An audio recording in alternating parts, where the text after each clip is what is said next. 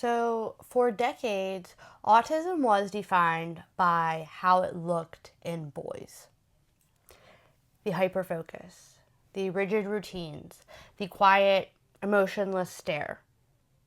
Those were the checkboxes. But what about the girls who smiled through sensory overload? The ones who learned to copy facial expressions, memorize the rules of conversation, and apologize for existing just to say accepted. They didn't look autistic, they looked polite. And that's exactly why they were missed.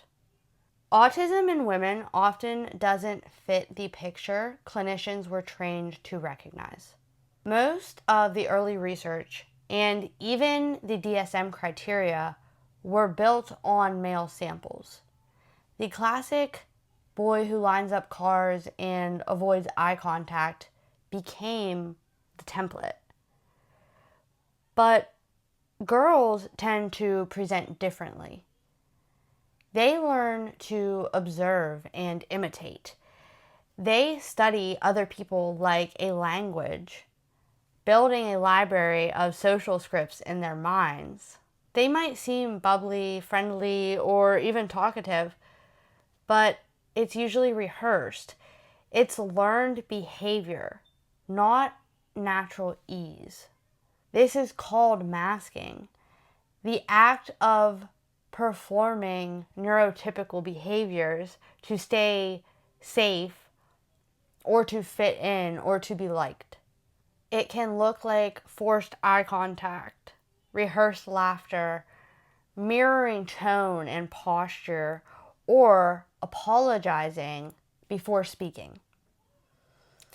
But underneath that mask is exhaustion, a nervous system constantly running diagnostics just to belong and never feeling like you can be authentically yourself. Many women are told they're too empathetic or too social to be autistic, when in reality, they're just very good at pretending. Living with masked autism is like standing behind a one-way mirror. You can see everyone else's world clearly, but they can't see into yours. Masking isn't just tiring, it can be traumatizing. It teaches you that being yourself is unsafe. So you start performing, studying smiles, memorizing jokes, suppressing stimming, and watching how others talk so you don't say too much or too little. Obsessing. Every conversation feels like a script you have to get right. And afterward, there's the crash, what many call a social hangover. The brain feels foggy, the brain shuts down, and the smallest sound or light feels unbearable.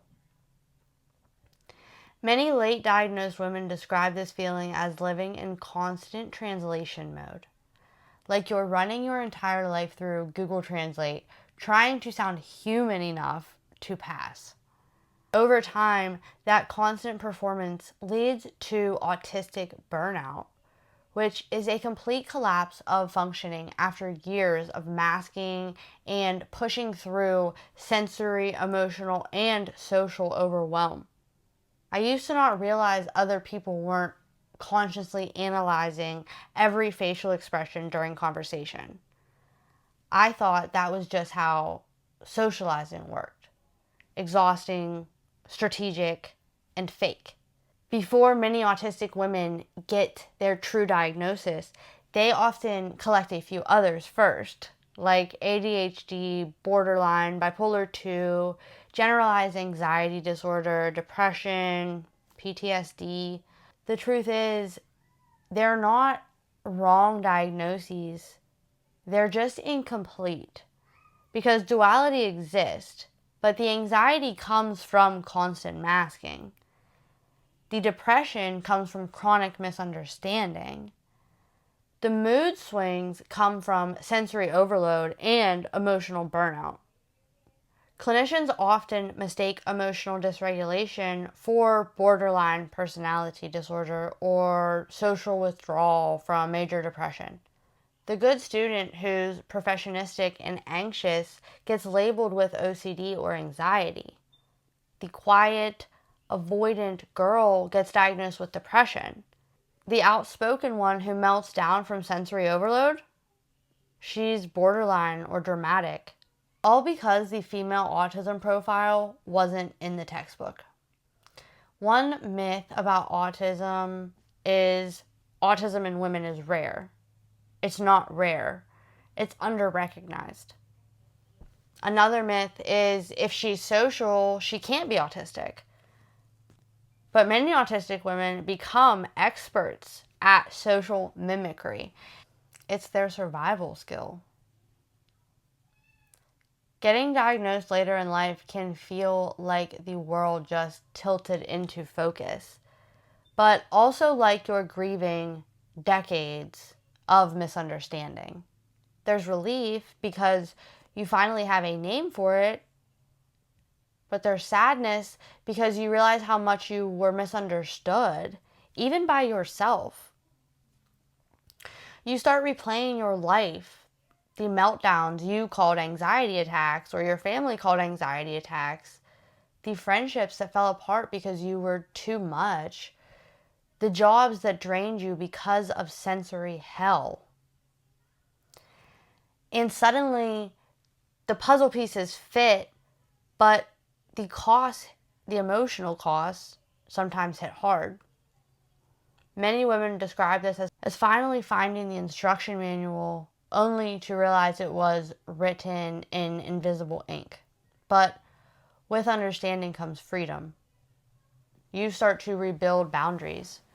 You stop apologizing for needing quiet or needing isolation at times. You stop forcing eye contact that hurts. You start living by your nervous system, not against it. The goal isn't to become more normal, because what is normal? It's to become more authentically yourself.